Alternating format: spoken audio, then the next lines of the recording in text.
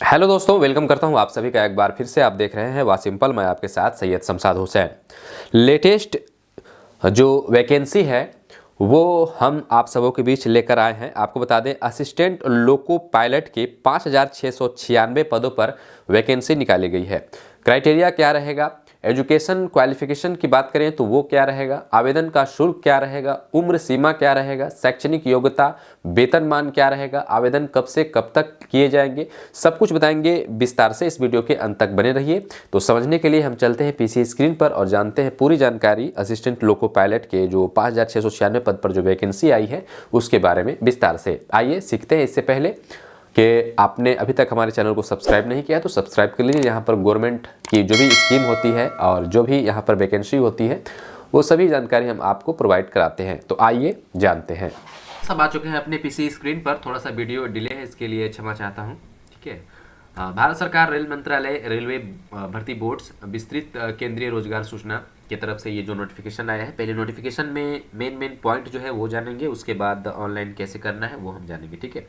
सहायक loco pilot ALP की भर्ती है यहाँ पर, जो कि आपको यहाँ पर बता दें, भारत सरकार रेल मंत्रालय रेलवे भर्ती बोर्ड की तरफ से केंद्रीकृत रोजगार सूचना यहाँ पर अंकित किया गया है। आवेदन प्रारंभ होने की तिथि जो है 20/1/2024 से ये चालू हो गई है और आवेदन जमा करने की जो अंतिम तिथि रखी गई है वो 19 फरवरी 2024 तक रखी गई है। ठीक है। संशोधन शुल्क के साथ भुगतान आवेदन पत्र में सुधार और संशोधन विंडो की तिथियां कृपया ध्यान दें। खाता बनाए फॉर्म में भरे गए विवरण और चुने गए आरबी को संशोधित नहीं किया जा सकता है। ठीक है। जो कि 20/2/2024 से 29/2/2024 तक ही रहेगा। पदों की बात करें तो यहाँ पर सहायक लोको पायलट ALP लेवल यहाँ पर 7वें CPC में वेतन स्तर जो है लेवल 2 की रहेगी। प्रारंभिक वेतन ₹19,900 रहेगा और चिकित्सा मानक A1 ग्रेड का रहेगा। आयु 1/7/2024 को 18 से 30 वर्ष आपको होना चाहिए। कुल रिक्तियों की संख्या यहाँ पर 5,696 रखी गई है। महत्वपूर्ण निर्देश यहाँ पर कुछ दिए गए हैं। उसके बाद आपकी जो आयु है वो 1/7/2024 को 18 से 30 वर्ष आयु में छूट के बारे में विवरण के लिए कृपया पैरा 5.1 को पढ़ें। ठीक है। तो जिनको आयु में छूट चाहिए वो नीचे आकर के अपना देख सकते हैं। ठीक है। उसके बाद यहाँ पर और भी सारे इंस्ट्रक्शंस दिए गए हैं। मेन पॉइंट पर मैं बात करता हूँ यहाँ पर। ठीक है। तो यहाँ पर जो यदि उम्मीदवार किसी भी कारण से अंतिम तिथि के भीतर अपना ऑनलाइन आवेदन जमा नहीं कर पाते हैं तो आरआरबी इसके लिए जिम्मेदार नहीं होगा। ठीक है। मेडिकल फिटनेस के मानक आपको बता दें कि डीवी के लिए बुलाए गए उम्मीदवारों को रेलवे प्रशासन द्वारा आयोजित अपेक्षित मेडिकल फिटनेस टेस्ट पास करना होगा तथा सुनिश्चित हो सके कि वे पद से जुड़े कर्तव्यों को पूरा करने के लिए शारीरिक रूप से फिट हो तथा दृश्य तीक्ष्णता मानक रेलवे सेवा के लिए एक महत्वपूर्ण चिकित्सक फिटनेस है। इसके CN के सहायक लोको पायलट के पद के लिए चिकित्सक आवश्यकता नीचे दिए गए हैं। ठीक है। जिसमें निकट की दूरी दृष्टि और दूर की दूरी दृष्टि, कर्ल विजन, ये सब तो भैया लोको पायलट है तो इसमें आप तो रहेगा ही रहेगा। ठीक है। इसके लिए कोई बड़ी बात नहीं है क्योंकि वहाँ पर आंखों से ही सबका काम है देखना वगैरह। ठीक है।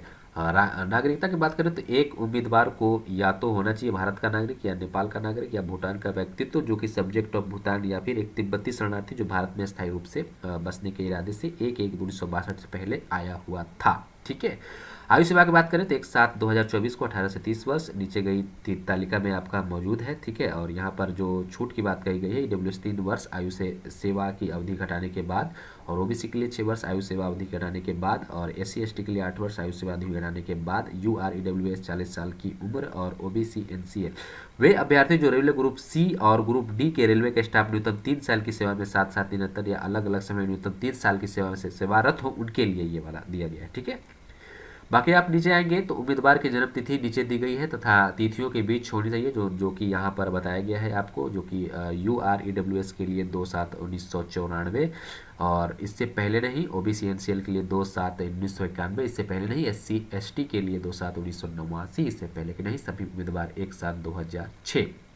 ठीक है। इसके बाद मान्य नहीं होगा। और यहाँ पर आवश्यक योग्यता बताई गई है जो कि यहाँ पर संलग्न दिया गया है। सभी उम्मीदवारों के लिए क्रय संख्या 2 पर नीचे उल्लिखित श्रेणियों को छोड़कर प्रथम चरण CBT में उपस्थित होने पर 500 रुपये के इस शुल्क में 400 रुपये की राशि बैंक शुल्क काटकर वापस कर देगी। ठीक है। यहाँ पर और उन उम्मीदवारों के लिए जो SC/ST सर्विसमैन, महिला, ट्रांसजेंडर, अल्पसंख्यक या फिर एक नोबल बैकवर्ड क्लास EBC से संबंधित है उम्मीदवारों के लिए सावधानी EBC को OBC EWS के साथ भ्रमित नहीं किया जाना चाहिए। जिनके 250 रुपये का यह शुल्क प्रथम चरण CBT में उपस्थित होने पर लागू बैंक शुल्कों की कटौती के बाद जिसके साथ वापस कर दिया जाएगा। ठीक है। और यहाँ पर आगे आपको बता दें जो नोटिफिकेशन है उसमें मेन चीज़ें जो है पॉइंट करके मैं बता देता हूँ आपको। बाकी इस नोटिफिकेशन को आप डाउनलोड करके पढ़ लीजिएगा, ठीक है।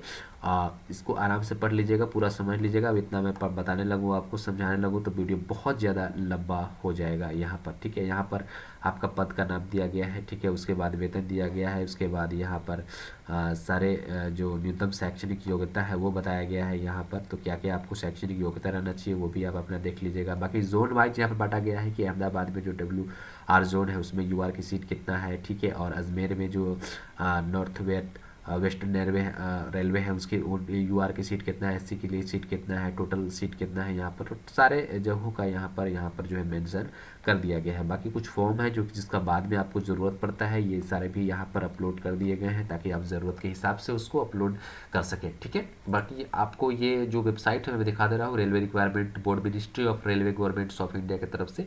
यहाँ पर आपसे जो पूछ रहा है RRB या RRC, तो यहाँ पर यस पे आप क्लिक करेंगे तो यहाँ पे ये नहीं लेगा, तो यहाँ पे आपको नो पे ही क्लिक करना है। यहाँ पर आपको पूछ रहा है कि आपने अपने शरीर को सर्जिकल करवाया है या जैसे इसका मीनिंग मैंने देखा यहाँ पर, तो त्रुटि को ठीक करने के लिए लास्टिक सर्जरी वगैरह जो होता है वो अगर आपने करवाया है यस पे, तो आपका ये ऑनलाइन नहीं होगा, आपको इसमें, ठीक है, नो पे ही क्लिक करने देना है, ठीक है। नो पे ही क्लिक करने देना है। और अगर PWD आप डिसेबिलिटी है, अगर यस पे क्लिक करते हैं तो भी आपका आवेदन नहीं होगा। किसी भी तरह का डिसेबिलिटी रखते हैं तो यहाँ पर नो पर ही रहेगा।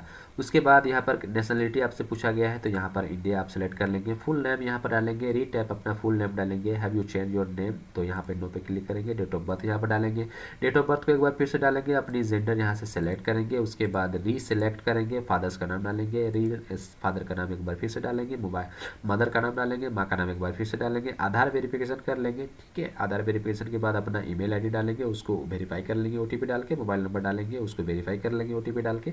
उसके बाद आप अपने एक पासवर्ड बनाएंगे, उस पासवर्ड को यहाँ पर आप कंफर्म करेंगे। इस कैप्चा को यहाँ पर फिल करके अपना अकाउंट आप यहाँ से क्रिएट कर लेंगे। अकाउंट क्रिएट करने के बाद आपको फिर लॉगिन करना है। लॉगिन करने के लिए आप यहाँ पर वापस से होम पेज पर आएंगे। जो आपका मोबाइल नंबर था या फिर जो ईमेल आईडी था वो यहाँ पर डालेंगे, जो पासवर्ड आपने बनाया वो यहाँ पर डालेंगे और इस कैप्चा को फिल करके यहाँ लॉगिन बटन पर करके अपना जो भी पर्सनल डिटेल्स है, जानकारी है, वो यहाँ पर डालेंगे आप, शैक्षणिक योग्यता वगैरह वगैरह, ठीक है।